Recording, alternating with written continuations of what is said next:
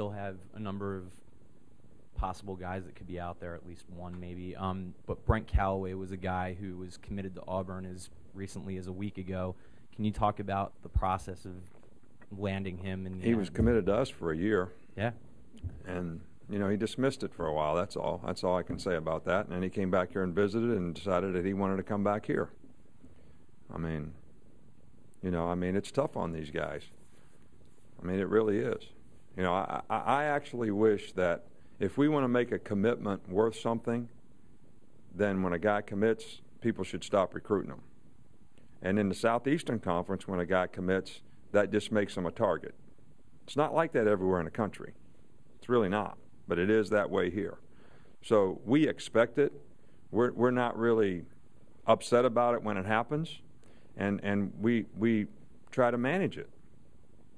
And hey, we got a couple guys too, so I'm not saying we're squeaky clean, because there's a couple guys that we got that were committed to someplace else, and they decommitted to those places, and they were interested in Alabama, and we continue to recruit them.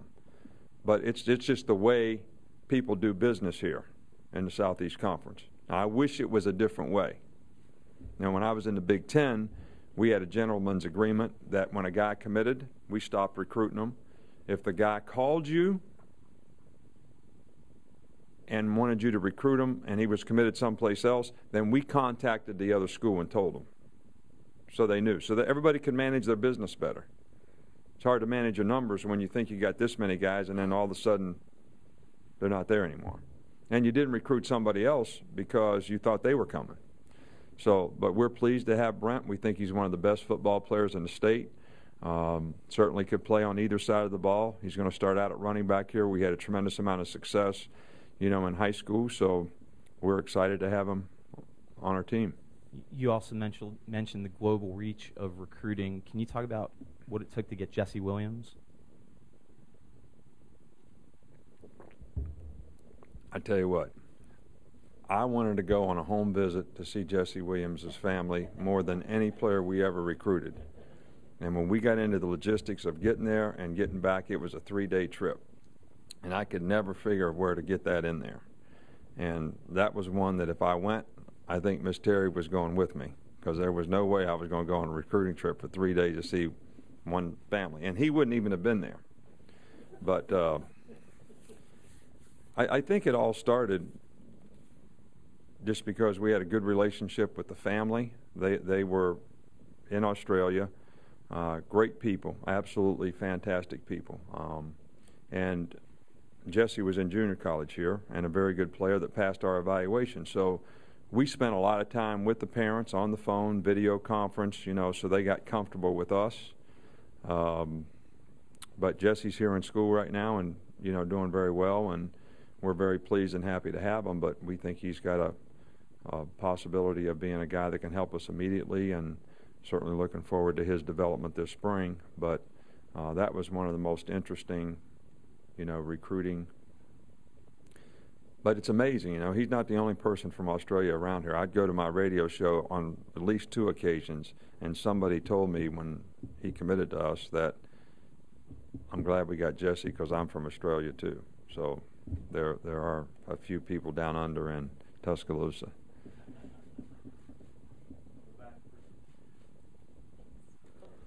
Coach, earlier today you mentioned HaHa as a player with a lot of character. How does a guy like that impact other recruits in his class? Well, I think HaHa is a guy that was the top guy at his position, and he committed early and never ever once wavered, you know, and I would always be worried and call him and say, "You sure you're okay?"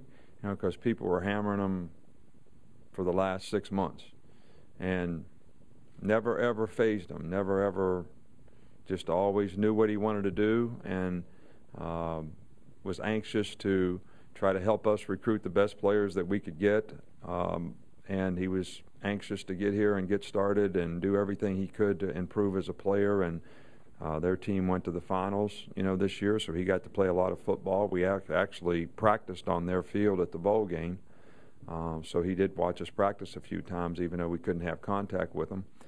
But I just think, and I watched him practice when I went out recruiting, and just his presence on the field and how he affected other people was something that really impressed me. And just the fact that you expect a guy like that to get a lot of attention in recruiting and to never be fazed by it, speaks a lot to me about not really caring about the attention but being focused on what he wants to accomplish. And I just think that's a special kind of person. Are there any other signees that have stood out to you in terms of leadership qualities like you just mentioned? Oh, boy. I think we have a lot of good players, in this class, and I think, Trey and Vinny, both, and maybe because they've been here, so they were involved on a couple of recruiting weekends. You're talking about guys that are, they're everything you could wish for if your children grew up to be like them.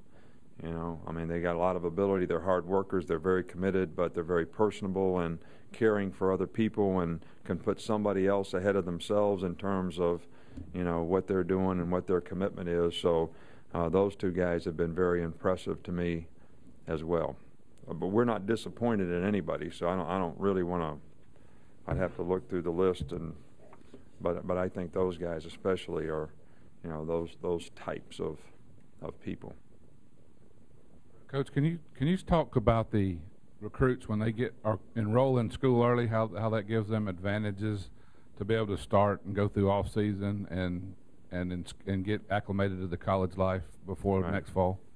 Well, I think there's probably a couple advantages, even though I think there's probably some disadvantages too, for them personally. No disadvantages for us as a team, but out of compassion for the player, we never really encourage guys to come in at mid-semester unless that's what they choose to do, because I think they have to be committed to that to make it work.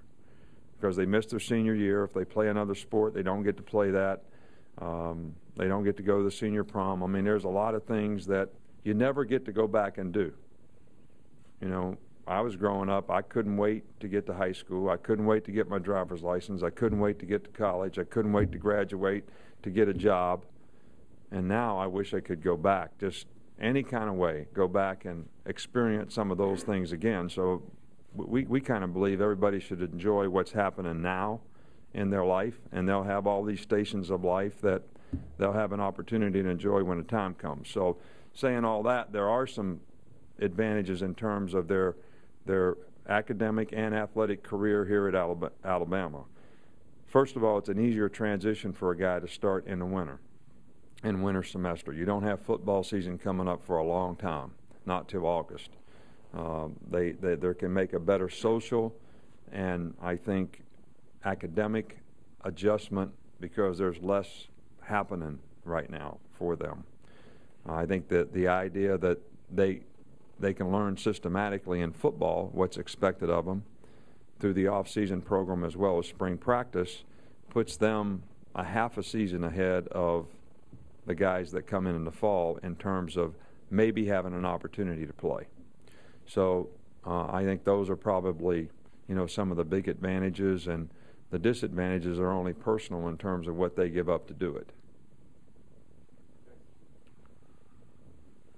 A couple of questions, Coach. First, with regard to the player or two that may still be out there for you for this class, I know you can't mention them individually until they're signed, but can you just fill us in on what the contact rules are from here forward and how your staff will go about finishing the class?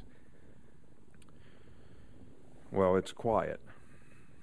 So we can't travel. We can't go on the road. We can't continue to recruit. They can come and visit us, and we can call. So those are kind of the rules. Secondly, you mentioned in Mobile the week of the Senior Bowl that the 2012 class has already become a pretty big focus for the staff.